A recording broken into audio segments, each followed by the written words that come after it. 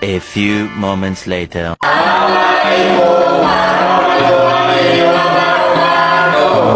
sini kita akan memperkenalkan diri terlebih dahulu. Saya Jahra sebagai host.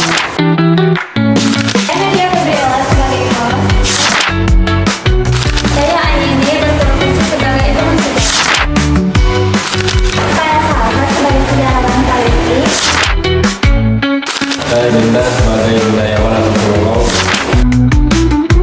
Saya Faris sebagai editor. Dan ada satu bintang tamu kita yang tidak bisa hadir karena sakit. Kita doakan semoga dia cepat sembuh.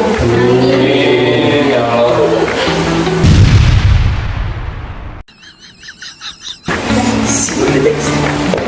Selamat siang sahabat sejarah, kembali lagi bersama kita Jejak Sejarah, podcast yang mengupas tentang tokoh-tokoh Lampau Nusantara. Kali ini kita akan membahas tentang akhir masa negara kolonial Belanda. Sudah hadir bersama 3 narasumber hebat kita, yaitu Salsa, Bintang, dan Aini. Selamat siang semuanya. Siang.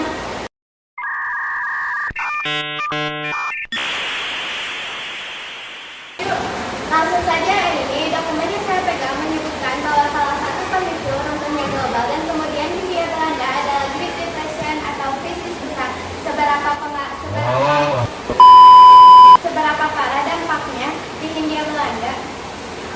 Jadi dampaknya sangat parah. Hindia Belanda ini memicu beberapa hal. Karena komunitas ekspor unlock gratis ini merusak seni-seni ekonomi kolonial, ribuan perusahaan perkebunan bangkrut dan terjadi PHK besar-besaran. Krisis kelaparan pun tak terhindarkan. Jadi sebelum Jepang datang, kondisi ekonomi rakyat sudah terpuruk akibat depresi besar.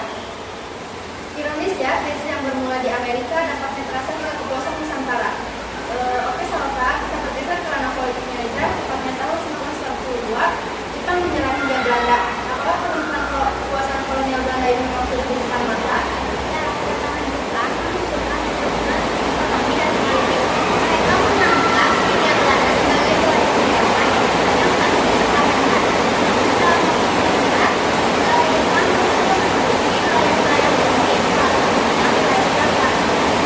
Dokumen ini menyebutkan bahwa Jepang itu mendarat di beberapa titik.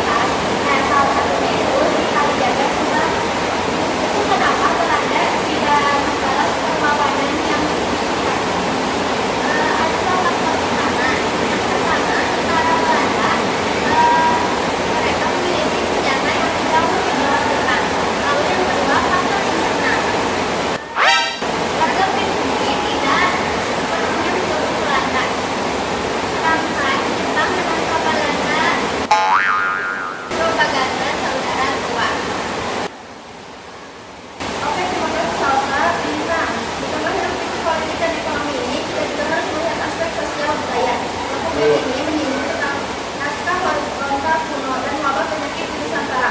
Apa relevansinya hal ini dengan akhir masa kolonial?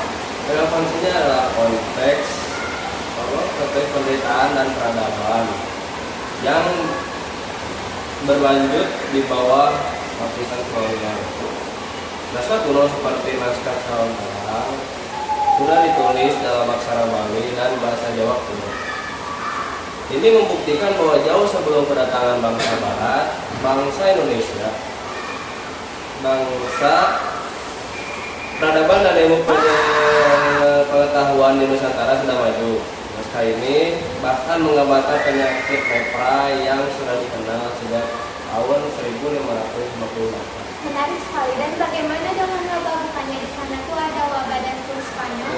Betul sekali, pada abad ke-17 terjadi wabah cacar besar di Batavia. Kemudian yang sangat mematikan di awal abad ke-20 ada flu Spanyol sehingga menewaskan 1,5 juta orang di Hindia Belanda, termasuk di Jawa, menunjukkan bahwa di bawah kekuasaan kolonial kesejahteraan rakyat sangat rentan, menetapkan kondisi sosial yang sangat buruk. Ini adalah gambaran latar belakang penderitaan rakyat sebelum era penjajahan Jepang.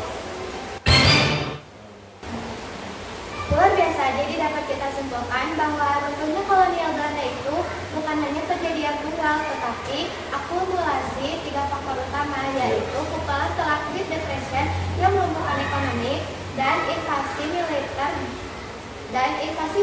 lewat Jepang yang mematahkan kekuatan kolonial dan kondisi sosial yang rapuh karena peradaban-peradaban di saat itu dan juga wabah-wabah penyakit yang ada di sana. Tepat sekali, akhir masa kolonial adalah